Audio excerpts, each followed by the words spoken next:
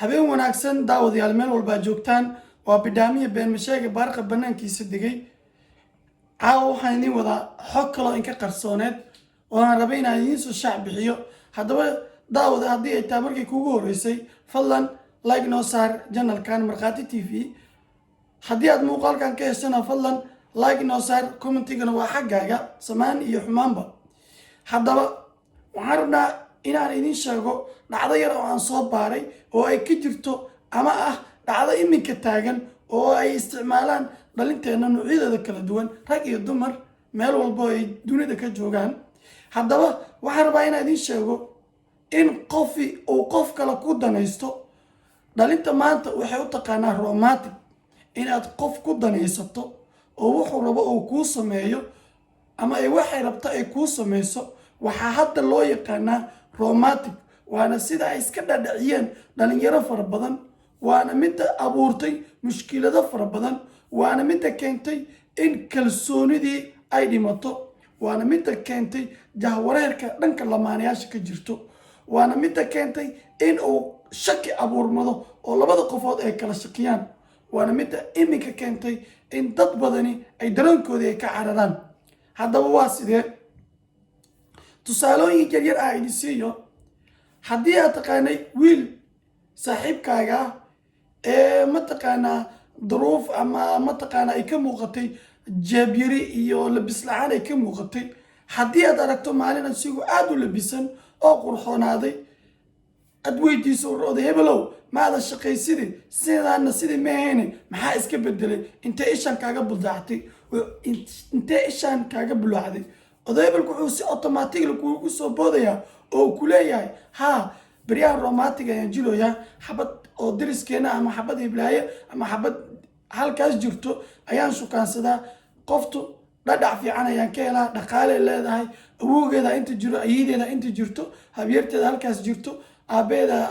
wuxuu iska leeyahay dukaan hebel intaas markuu kuu sheego kadib ayuu ku raacinayaa in romanticooda uu gaaray heer ay mar walba ay kulmaan ay hadiyad u keento iyadoona ku farxad gelinayso isaga kula hadlaya isagoo marka hadiyadahaas la soo gaarsiinayo wuxuu u isticmaalaa ama uga gataa inuu ereyo macmacaan oo ay ka mid tahay xabiibi sharafe quruxleeye iyo wax la mid a inuu ku bedasho si u dhiirigeliyo si ay beri hadiyad kale u keento tusaale midda kale oday hebelkaas haddii uu maanta hadiyad heblaaye ka dalbado heblaayadii ay si ka noqoto aysan hadiyadaas u keenin wuu xanaaqayaa wuxuuna qoraal ugu qorayaa ama leeyahay wax la mid ah ima jeclid jaceelkaaga waa iga dhammaaday beryahan waa iga xiise dhacday awal waa iga fikiri jirtay beryahan igama fikirtid anagoo ku weydiisana ii keeni jirtay hadda anagoo ku weydiista xataa ii diidaysaa al iyo xanaaq ayuu jaranayaa qofkii ma la hadlaayo ilaa heblaayadii ay hadiyadii uu u xanaaqay ay keento kadib wuu qoslayaa wuu soo fadhiisanayaa wuxuu leeyahay heblaayo sharafee quruxee walaa waa ogaay ina ii keenaysay beebeena isxanaajinaya maani adin maa kaa xanaaqi karaa markaas dhaaba xanaaq qalbiga ay boodboodo la-aantaa maasaan yeeli kara ninkoo bilaabaa markaasina gabadhii way qancaysaa waa iska maskiin waa iska qalbi jilacsan yihiin dumarkeenu sidaas ayuuna xaalkii ku xalinaa iyada murugada uga dejinaa isaguna hadiyadiisii ku tasbiixsanayaa marka ogow oday hebelow waxaasi ma ahan romantic ma ahan jeceel ee waa tuugsi dadban ee cad adiga iyo kan jidka fadhiista ee magan allah dhaha waxba isma dhaantaan sababtoo ah waxaadan leen ayaad u xanaaqaysaa sababtoo ah waxaadan shaqaysan ayaad u hanqaltaagaysaa waxaad rabtaa inaad ku labisato waxaad rabtaa inaad cunto wax aadan adigu lahayn haddaba romantica ama jaceelka lagu sheegayo ama dareenku ma ahan wax kala bedelasho iyo ganacsi maahan waxaa kuu soo hartay dumarkii heblaayo mataqaanaa iska xaafadda iska borreeyeedoo mataqaanaa aana saliidaysan jirin ama saliidda ku yaraa jirtay ayaad waxaa arkaysaa oo qoftii oo isbedeshay oo caddaatay oo yemani u ekaatay waxaad leedahay heblaayo shalay boorkaaga baxayay maantana oo adigana iftiimayay halkee ee mataqaanaa ishaan kaaga butacday waxay iyadanu la soo booday anigaa ayiiday maa qabriga iga soo duceynayso maana aqaan mid baariyan beryahan inta helay romantican jilooyo mataqaan guriga aan badar ka cuno shimee igu dambeysay war canjeelada guriga iyo bariiskii markaa arko bagaaba layga qabtaaba baryahan maqaayada baa habeenkii galabkii maqaayada baa meelahaasaan aan mataqaana cabaar kusoo sheekaysanaa waa ilaahay alxamdulilah shoppingkana dukaan hebel mataqaan haa bisha waa ka soo qaadanaa le bis asagaa u diraayo le si automaatiga ugu diraa anina waa ka soo qaadanaa marka waa alxamdulilah baayo waa ii kala kacsan tahay ciidaa qabriga iga soo duceynayso ayay ku leedahay haddaba ogow iyadoona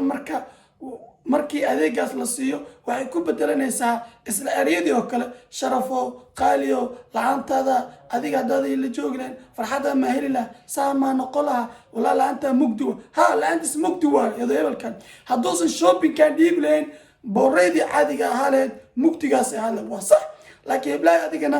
waxaad samaysay tuugsi cad waa adigana maadan samaynin wixii la dhihi jiray jecel ama wixii romantic u ahaa labadiinaba maadnaan samayn haddaba waxaan rabaa inaan mid iin sheego romantika ama jaceelka horta qof aad jeceshahay inaad farxad siisid qalad maahan qof aad rabtod inaad ka qusul siisid qalad maahan qof aad jeceshahay inaad hadiyad siisidna qalad maahan laakiin waxaa qalada wadooyinka aad ku qaadanaysin waa wada aad iyo aad u qaldan tusaale horta romantiku muxuu yahay romantiku waa iska naxid romantiku waa iska naxid dareen isisiin iyo weliba kalsooni in labada qofood ay kalsooni isisiiyaan haddaba odeebelow aan mid kuu sheego midaan kuu sheegaya waxay tahay qofka aad jeceshahay waa inaad ka fikirtaa sida adiga naftaada uga fikiraysid qofkaad adigu jeceshahay waa inaad ugu naxariisataa sidii aad u rabi lahayd in lagugu naxariisto romantiku adeer waa inaad qofka aad jeceshahay wanaageeda aad in badan ka fikirtaa qofka aad jeceshahay waa inaad in badan wax walba culays u keeni karo inaad ka ilaaliso romantiku waa inaad qofka aad jeceshahay mustaqbalkeeda aad ka shaqaysaa si iftiin u heli leed laakiin adeer tugsi maahan iyo inaad gacanta u taagato qof aad jeceshahay adigoo ku bedelanaya dareen xilligaasi iyada ku badan adigana kugu yar ogow hadduu maanta silco wuu ka bixi karaa laakiin biro ogow ina adigana sidoo kale lagugu miisaamayo marnabo qof walaalkaaya dareen dartiis ha ugu diganin waa bidhaamiye been masheega baarqa banaankiisa degay oo idin dhahaya jacaylka tugsiga ha laga dhaafo